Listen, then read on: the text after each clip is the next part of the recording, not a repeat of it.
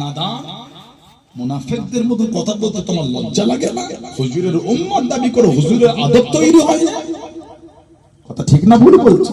হযরতে খুবাইব ইবনে আদি রাদিয়াল্লাহু আনহু উনি বলেন আমি একা কেন গোটা খানদানকে তোরা যদি মেরে ফেলিস আমার কোনো দুঃখ নাই। হুজুরের নূরের কদমে একটা কাঁটা লাগবে, ওই শব্দ শোনা তো আমি পছন্দ করছি না। জোরে বলুন না সুবহানাল্লাহ। হুজুরকে শহীদ করে দেয়া হবে।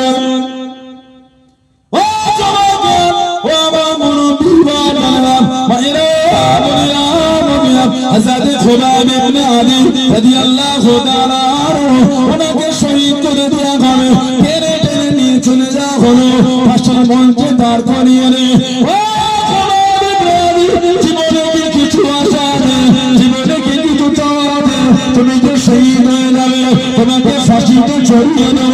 হযরত খুবাইব ইবনে আদি রাদিয়াল্লাহু তাআলা হুজুর আমার জানিয়ে দিয়ে, হুজুর আমার শুনিয়ে দিয়ে,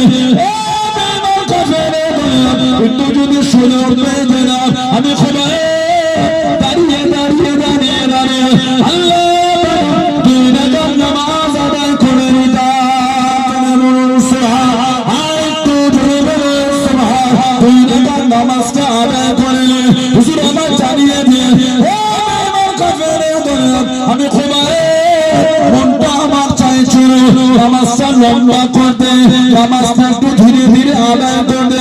আমি যদি ধীরে ধীরে নামাজ পড়তাম তোমরা তো বলা শুরু করে দিবে মরণের ভয় নামাজটা লম্বা করেছি, মরণের ভয় নামাজটা লম্বা করেছি। আমি খুবাইব মরণকে ভয় করি না, আমি আমার আল্লাহকে ভয় করি। জনে বলুন সুবহান। তোমরাই তো বলতে আমি নামাজ লম্বা করি, আই দেখ মরণের ভয় নামাজ ছাড়ছে না। না না, আমি মরণকে ভয় করি না, আমি আমার আল্লাহকে ভয় করি। বলুন না সুবহানাল্লাহ। কিন্তু আমাদের সমাজে এক শ্রেণীর মানুষের ধারণাই হয়ে গেছে তারাবির নামাজ মানে তাড়াতাড়ি, তারাবির নামাজ ওটা আস্তের নামাজ না, ওটা দ্রুতর নামাজ, ওয়াক্তের নামাজ ধীরে ধীরে, তারাবির নামাজ তাড়াতাড়ি। কে কত তাড়াতাড়ি নামাজ পড়তে পারে? ওদের মসজিদে 15 দিনে খতম, প্রতিদিন দুপারা করে পরে 1.5 ঘন্টায় কাজ মিটে গেল। আর আমাদের 27 খতম 1 ঘন্টা 45 মিনিট। ওদেরটা বেশি পড়ে, কম সময় লাগে, আমাদের কম পড়ে, এত সময় কেন? ইমাম সাহেব গতিটা বাড়াতে হবে তো, এতক্ষণ দাঁড়ানো যাচ্ছে না। নাউজুবিল্লাহ বলে 3 ঘন্টা দাঁড়িয়ে খেলা দেখেছে, পায়ও যন্ত্রণা হয় না, কোমরও হয় না। 1.5 ঘন্টা নামাজ পড়তে গেলে কত জায়গায় ব্যথা হয়েছে, কথা বলছেন না কেন? ওটা হাঁটু আর কোমরের ব্যথা না, ওটা ওনার ঈমানের ব্যথা লেগেছে, ওটা ওনার ঈমানের ব্যথা হয়েছে। 1.5 ঘন্টা নামাজের হিসাব করে দেখবেন 8 ঘন্টা বসে কাটিয়েছে, তাশাহুদ পড়েছি, দরুদ শরীফ পড়েছি, দোয়া মাসুর পড়েছি, সালাম ফিরিয়েছি, সুবহানাজিল মুলক ওয়াল মালাকুত, সুবহানাজিল ইজ্জতি ওয়াল আজমত ওয়াল হিকমত ওয়াল কুদরত ওয়াল কিবরিয়াল জাবরুত পড়েছি, তারপরে নামাজ করেছি, আবার উঠে তাহাজ্জুদ পড়েছি। এই 1.5 ঘন্টা নামাজ যদি আপনি দেখেন, আপনি 8 ঘন্টা বসে হিসাব পাবেন। 30 মিনিট ওই 1.5 ঘন্টা নামাজে বসেছিল, 3 ঘন্টা খেলার মধ্যে 3 মিনিট আপনি বসেন। তারপর বাড়ি ফেরার সময় বলেছে আরো যদি 8 ঘন্টা হতে ভালোই হতো। ওই কালো কালো প্লেয়ারদের খেলা কোনো শুরু হয়নি রে, ওদের লম্বা টাইম না হলে খেলা হয় না। নাউজুবিল্লাহ বললেন আস্তাগফিরুল্লাহ। সানাউল্লাহ সিদ্দিকের মিথ্যা বলে দিল হুজুরের মেম্বারে। আপনি কত বোঝেন? আমি বুঝি না, আমিও বুঝি। আমি হুজুরের মেম্বারে বসে মজাক করতে আসি না আপনাদের সাথে। আমার ভাইয়েরা, বাপজানেরা, ছেলেরা, যুবকেরা, মুরব্বীরা, আমাদের সমাজে ইমাম এত দ্রুত নামাজ পড়ে, কিছু কিছু মসজিদে নামাজ হয় না, বেয়াদবি হয় কোরআনের সাথে। খালি তাহারিমাটা বেড়েছে। আলহামদুলিল্লাহ কি বললো মাঝখানটা আছে না? নাউজুবিল্লাহ বলে লা হাওলা ওয়ালা কুওয়াতা ইল্লা বিল্লাহ। কি শুরু হয়ে গেল এগুলো? আল্লাহ পাক কোরআন শরীফে বলেছেন ওয়ারাতিল কোরআন তারতিলা, কোরআন শরীফ শুদ্ধ সহকারে তারতিল সহ আদায় করতে হবে। সুবহানাল্লাহ, জোরে বলেন সুবহানাল্লাহ। এগুলো নামাজ না, এগুলো মজাক হচ্ছে আমাদের সমাজে। তারাবির নামাজ এগুলি মজাক হয়, এগুলো ইবাদত হচ্ছে। ও কি নামাজ? একটা শব্দ বোঝা যায় না, একটা আলফাজ বোঝা যায় না, কি বললো? সূরা ফাতিহাটা সবাই জানে, তারপরে বোঝে কি মাঝখানে ঘুরিয়ে দিল দেওয়ালা আল্লাহ আকবার। আল্লাহ পাকে ফিতনা থেকে আল্লাহ আমাদের দূরে রাখেন, বলুন আল্লাহুম্মা আমিন। যদি বলে এখানটায় মানা কমজোর হয়েছে বলে আমাদের এই অবস্থা হয়ে গেছে। খোবায়েব ইবনে আদি হুজুর মাকে ফাঁসিতে ঝুলিয়ে শহীদ করে দিল।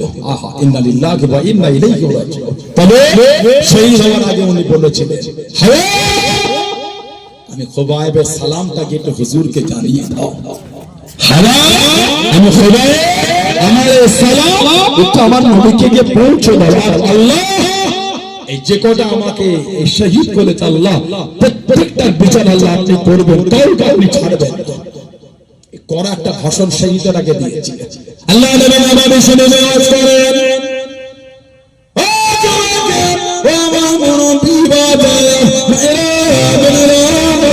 আল্লাহ নবী সাল্লাল্লাহু আলাইহি ওয়াসাল্লাম ওছরাটা বন্ধ করে আল্লাহ নবী নূরের চক্ষু দিয়ে টপটা করে পানিটা গড়িয়ে গড়িয়ে চলে যায়। আল্লাহ নবী জানিয়ে দেন, আল্লাহ নবী শুনিয়ে দেন,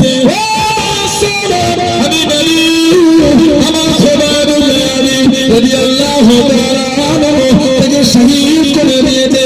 আমার খোদা ইবনে আলী আমার কাছে কেঁদে কেঁদে দোয়া চেয়েছিল, ইয়া রাসূলুল্লাহ নবী আল্লাহ আমাকে হুজুর আপনি আমার জন্য দোয়া করেন, আমার মাথা খুলিতে যেন কাফেররা শরাব না পার করে।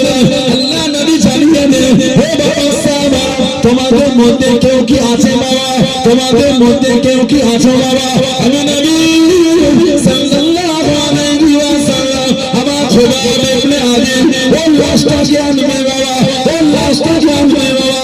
হযরত মিকদাদ ইবনে আমর, হযরত জুবাইর ইবনে আওয়াম রাদিয়াল্লাহু তাআলা আনহু দুজনে উঠে দাঁড়িয়ে গেলেন, ইয়া রাসূলুল্লাহ হাবিবাল্লাহ আল্লাহ আমি জুবাইর ইবনে আওয়াম আমি মিকদাদ ইবনে আমর রাদিয়াল্লাহু তাআলা আনহু মাজমাইন আমরা দুজন যাব।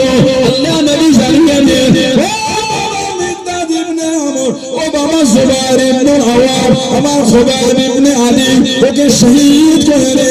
মাথাটা নিচে দিয়ে পা দুটো এক জায়গায় করে ফেলে দড়িয়ে দিয়ে বেঁধে মাথাটা নিচে দিকে ঝুলিয়ে দিয়ে দে।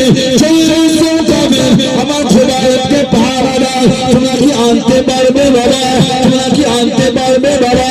ইয়া রাসূলুল্লাহ হাবিবাল্লাহ আল্লাহ নবী আপনি যদি হুকুম করে দেন আমরা দুজন যাব।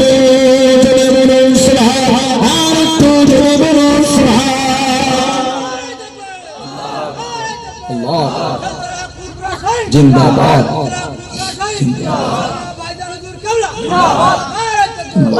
খোবায়েব ইবনে আদি ওনাকে শহীদ করে মক্কা শরীফ একটা মসজিদ আছে মসজিদে আয়েশা বলে, হাদিস সাহেবরা জানে। উমরা করতে গেলে ওই মসজিদে গিয়ে ইহরাম পরে উমরার নিয়ত করে আসতে হয়। মসজিদে আয়েশা ওই মসজিদের ওখানে ওই সামনে জায়গাটাকে বলা হয় তানিব। একটা কাটে মাথার নিচের দিকে পা দুটো বেঁধে দড়িতে ঝুলিয়ে 40 জন কাফের ওনার লাশটা ঘিরে ঘিরে পাহারা দিচ্ছেন। আরেকজনের লাশ ঝুলিয়ে দিয়েছিল কাফের, ওনার নামটা জানে? ওনার নামটা হলো হযরত আব্দুল্লাহ রাদিয়াল্লাহু তাআলা আমার হুজুরের নিজে আত্মীয় ছিলেন হযরত আব্দুল, ফুফুতো ভাইয়ের ছেলে।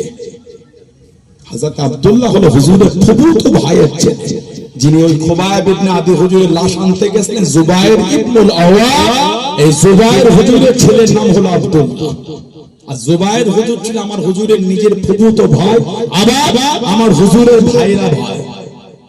সিদ্দিক আকবরকে আল্লাহ 3টে মেয়ে দিয়েছে। একটা মেয়ে হলেন আমাদের মা সৈয়দা তাহিরা তাইয়্যিবা হযরত আয়েশা রাদিয়াল্লাহু তাআলা আনহা, আর একটা মেয়ে হযরত উম্মে কুলসুম রাদিয়াল্লাহু তাআলা আনহা। ওনার স্বামীর নাম ছিল তালহা ইবনে উবাইদুল্লাহ, যিনি মক্কা শরীফ থেকে হিজরত করে মদিনা শরীফে গেছিলেন, যিনি 4 নম্বরে মুসলমান হয়েছিলেন। জোরে বলো। আর একজন সিদ্দিক আকবরের মেয়ে ছিলেন হযরত আসমা রাদিয়াল্লাহু তাআলা, ওনার লাকাব ছিল জাতুন নিকাতাইন, দুই ফিতের মালকিন। আল্লাহ নবী সাল্লাল্লাহু আলাইহি ওয়াসাল্লাম যখন হিজরাতের রাতে বার হলেন, আবু বকর সিদ্দিকের ঘরে ঢোকা দিয়েছে, দরজা খুলে গেছে। সালাম দিয়ে ভিতরে নিলে হুজুর জবাব দিয়ে বললেন, কি ব্যাপার, ঘুমান না? হুজুর আপনার ইন্তজার, তবে আমি একা না, আমার আসমাও আপনার জন্য জেগে থাকে। হুজুর আমি আপনার জন্য দরওয়াজায় জেগে থাকি, আর আমার আসমা আপনার জন্য নাস্তা তৈরি করে। উনি প্রত্যেকটা দিন আমার হুজুরের জন্য নাস্তা করতেন। আহা, হযরতে আসমা রাদিয়াল্লাহু তাআলা আনহা প্রত্যেক দিন রাতে নাস্তা করতেন, আর চামড়ার একটা মশ ছিল, ওর মধ্যে পানি ভরে হুজুরের জন্য দাঁড়িয়ে থাকতেন। হুজুরের এই নাস্তা দেবো, চামড়ার মশকে পানি ভরে দেবো কেন? রাস্তায় হুজুর খাবে। যে রাতে হুজুর গেলেন, নাস্তাও রেডি, চামড়ার মশকে পানিও রেডি, তবে তারা ঘুরে বাঁধার কিছু খুঁজে পাচ্ছেন না।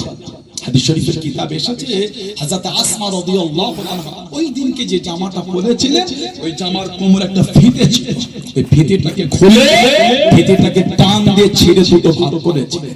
একবার হুজুরের নাস্তা বেঁধেছিলেন, আর একবার ওই মশকের মুখ বেঁধেছিলেন, যে মশকের মধ্যে পানি ছিল। সেদিন থেকে ওনার লাকাব হয়ে গেল জাতুল নাকাতাইন, দুই ফিতের মালকিন। জোরে বলুন না সুবহানাল্লাহ। মুসলিম শরীফে একটা রওয়ায়াত আছে, এটা আপনি তাহকিকুল মাসাইলে পাবেন। আলা হযরত আমাদের পীর ও মুর্শিদ হযরত মুফতি আযম আবু জাফর সিদ্দিকী মিসলা হুজুর রাহমাতুল্লাহ তাহকিকুল মাসাইলের মধ্যে উনি ওসিলা অধ্যায় এনেছেন। তাহকিকুল মাসাইলে ওসিলা অধ্যায় আছে, ওসিলা দেয়া যাবে কি দেবে না, এই অধ্যায়ে উনি ওই হাদিস শরীফ মুসলিম শরীফের রওয়ায়াত জিকির করেছেন। কি হযরত আসমা রাদিয়াল্লাহু তাআলার কাছে আমার হুজুরের একটা জুব্বা ছিল, জুব্বা শরীফ। মক্কা শরীফে কি অসুস্থ হয়ে গেলে ওই জুব্বাটাকে পানিতে ডুবিয়ে উঠিয়ে নিয়ে ওই জুব্বাতে গোসল করালে আল্লাহ পাক তাকে সুস্থ করে দিতেন। বললেন আলহামদুলিল্লাহ।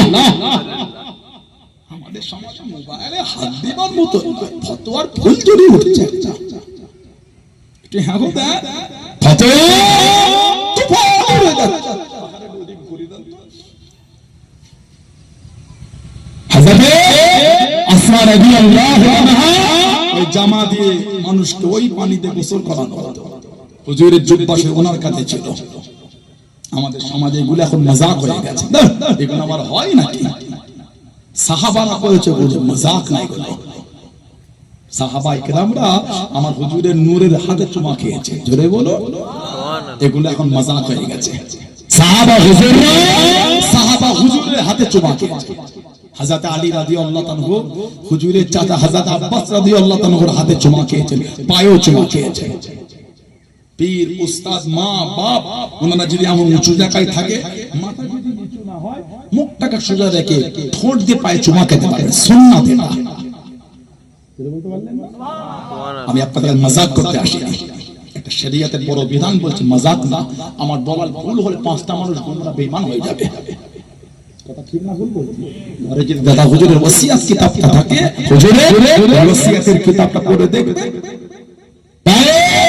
ঠোঁট দিয়ে চুমা খাওয়াটা হলো সুন্নাত। যদি পীর বা বাপ বা মা বা মুরব্বি উঁচুতে থাকে, মাথা দিয়ে চুমা সুন্নাত। আর হাত দিয়ে চুমু খাওয়া এটা হলো উত্তম বিদআত। এটা কি আমি ঠিক এই শব্দটা বলছি, শব্দটা হুজুরের ওসিয়াতের মধ্যে এসেছে। এখন আমাদের সমাজে বিদআত শব্দ লোকের কাছে কেমন একটা ঘৃণিত হয়ে গেছে। সব বিদআত গোমরা না, বিদআতের দুটো ভাগ আছে। উলামা হযরত এখানে জিজ্ঞাসা করবে, মিশকাত শরীফের মুকদ্দমা আছে, ভূমিকা প্রথমে মুকদ্দমা।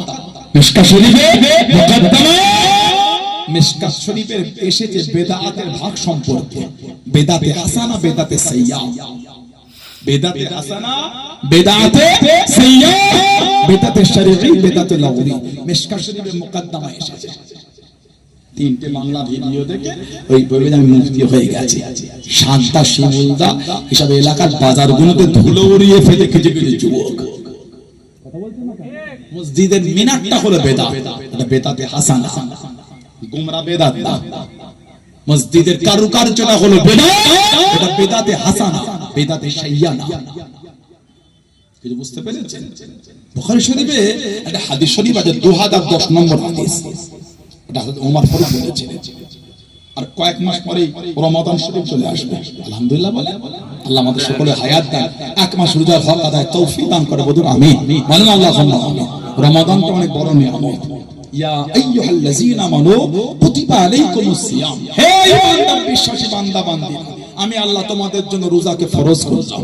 কামা জামে কুতিবা আলাল্লাযীনা মিন ক্বাবলিকুম, জামে তোমাদের পূর্ববর্তীদের উপর ফরজ করা হয়েছে। তাহলে রোজা আগেও ছিল, অন্য নবীদের জামানাতেও রোজা বলে আমার